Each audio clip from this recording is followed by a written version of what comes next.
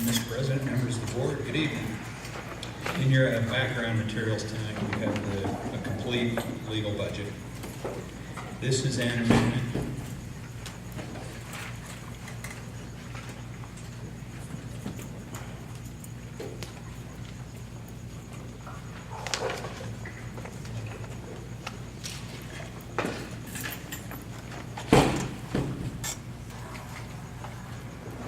This is an amendment that we don't necessarily have to do every year, but if legislation comes out late, that means the budget that y'all adopt has more estimates and forecasts in it.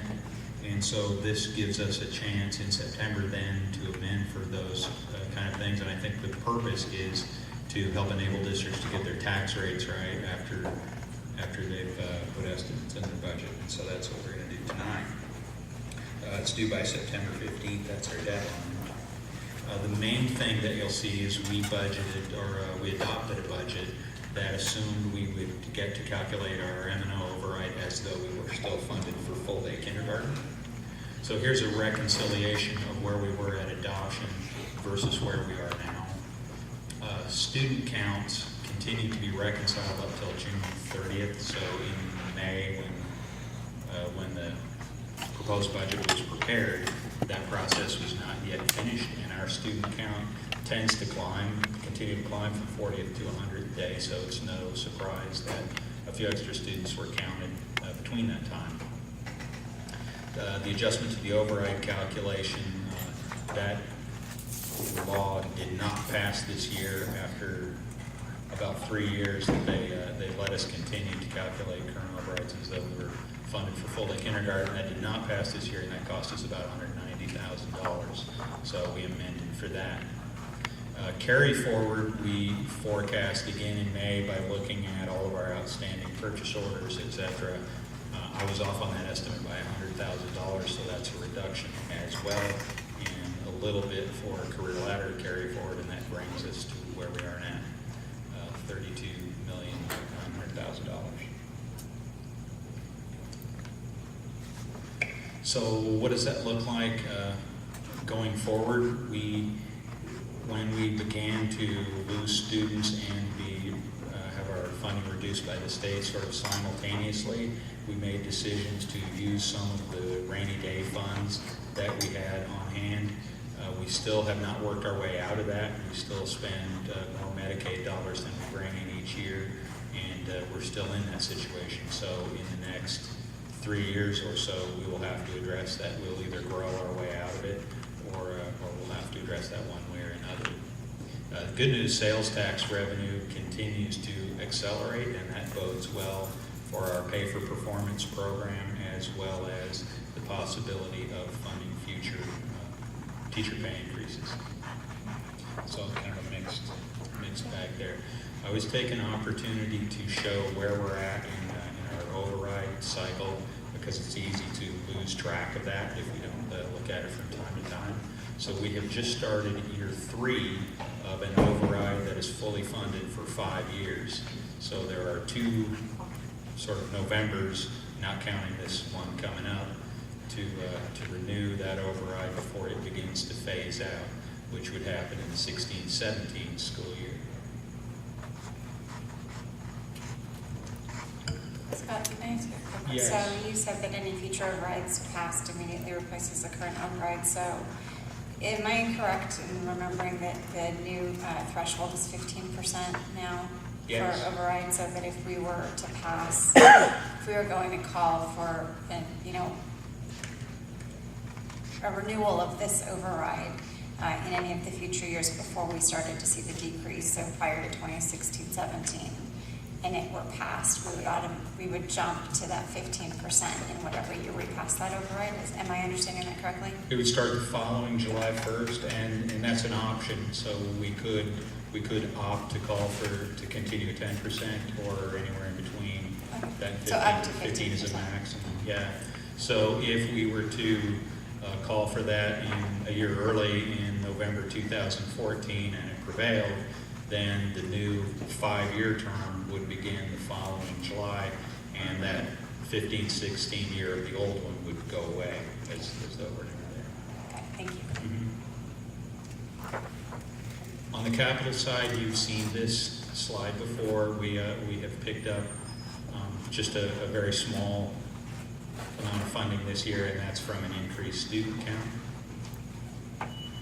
So what that means is our allocation is just a shade over $1 million, and here's over $2 million here that we would like to have to fully fund our curriculum program, and the rest of those figures are actual. So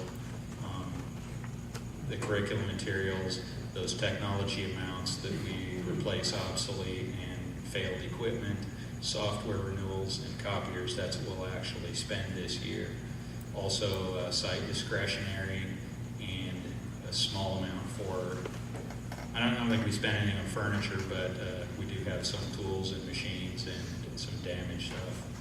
Well, student desk, I guess. And there are no vehicles on the budget this year.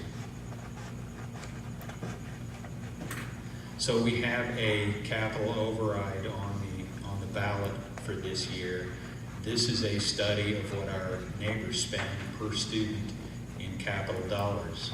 So that first column in bond expenditures, bonding expenditures are not included in the column on the right, the dollars spent, but I thought it might be helpful just to see.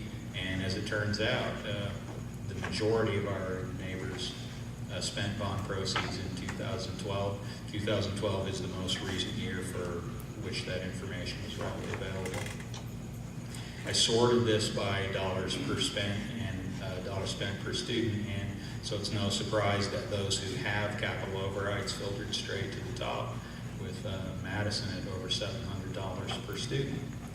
So we're at $220 per student, and we got to that level by spending carry forward that we had available to us. At the end of this year, we'll be just about out of that, and if our capital override were not to pass, we'll probably drop 1 or 2 slots in the following year. Our allocation for this year is $176 per student. So without carry forward to supplement that with, that's what we would be able to spend. So I guess that would drop us 1 slot. Wow, that's a huge, okay. Thank you for the slide. That's a little overwhelming actually to see that Yeah, so Madison, who has fewer students than we have based on ADM, obviously they've passed previous bonds and overrides that they're currently using, but that's a significant difference in terms of the per pupil expenditure. Yeah, the broadness of the spectrum here is kind of amazing, really, and I suspect that those bottom 3 to 5 schools are probably moving some of their capital funding over to MandO, and that's probably a very difficult cycle to get out of.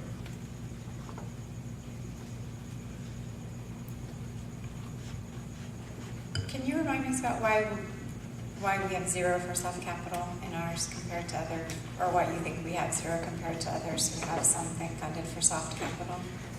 The only thing we buy from those funds at that time were some consumable workbooks at $300,000 per year.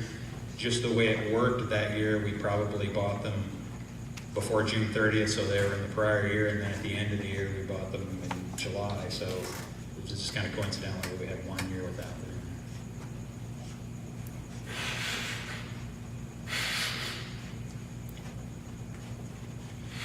So as the economy continues to improve, what we've seen in the past during these kind of cycles is that tax cuts become a competing budget desire with K-12 instead of prisons and things like that. So that could possibly be more of the case next year. Our MandO budget, as I mentioned before, is fully budgeted. So I guess that's status quo, I guess is the way to put it, and at some point we will have to address our diminishing Medicaid amounts. Capital budgets, we really are looking at, either way, next year is going to be very different than this year. We'll either have an override in place and be able to fund more things in the curriculum side and such. The MandO override also is on the horizon in the next couple of years. And the next provision from affordable health care has been pushed back a year. So in the 15-16 year, we'll have the provision where folks who work more than 30 hours will get the same benefits as the 40-hour people. So that will be a budget consideration as that comes closer as well. So that's those are things that we know about at this point. And amidst all of that was our amended budget that we're asking you to approve tonight. Any other questions?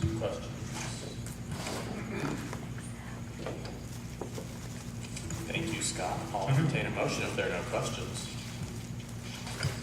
I move the governing board adopt the revised number 1 budget 2013-14 for adjustments required by the Arizona Department of Education and the budget balance carried forward and career ladder budget carried forward in accordance with state statute.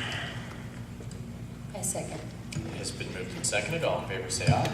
Aye. Any opposed? It is approved. Thank you. We move on to the update on the site bond projects.